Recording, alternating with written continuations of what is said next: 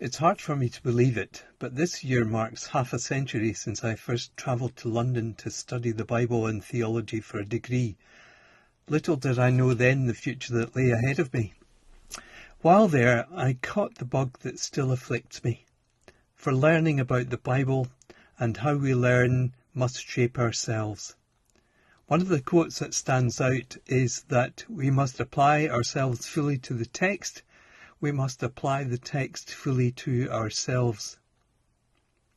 This week our reflection is on Psalm 40 verses 1 to 3, which we shall hear sung in a moment. But reflection on the Psalms always reminds me of one of the first Old Testament essays that I had to write. In the Psalms we find reflected the whole of life. Discuss. The study provoked an insight that has never left me. Yes, indeed, the Psalms do reflect the whole of life. Joy, thanksgiving, sorrow, lament, worship, weddings, impending death, sin, forgiveness. Every aspect of life is included. And it's no wonder that over the course of Jewish and Christian history, that the Psalms have been a repository for our spirituality, our discipleship, and our reliance upon God. And within our Scottish Reformed tradition, Psalms have played a special part in our worship.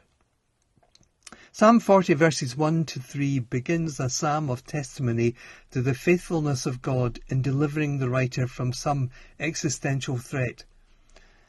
Before God's people, they tell of the experience of life that was like a slimy pit, like mud and mire dragging them down, until God intervened and lifted them up to the cliff top in safety.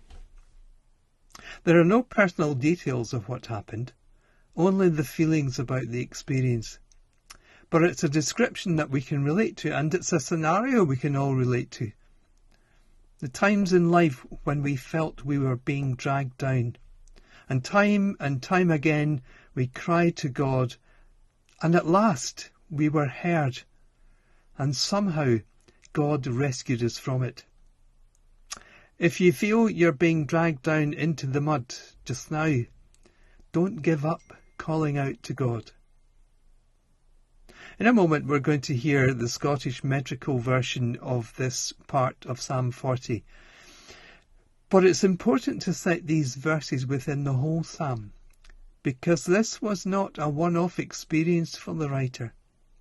They've given their testimony to the worshipping community about the mercy of God's deliverance in the past. But now there's a sense of déjà vu. It's happening all over again. And once more, the author needs to turn to God and seek God's help. Life is never a simple journey. Things that have happened in the past can happen again. And always there is the need to turn to God for help, and to do so with patience until God delivers. I waited.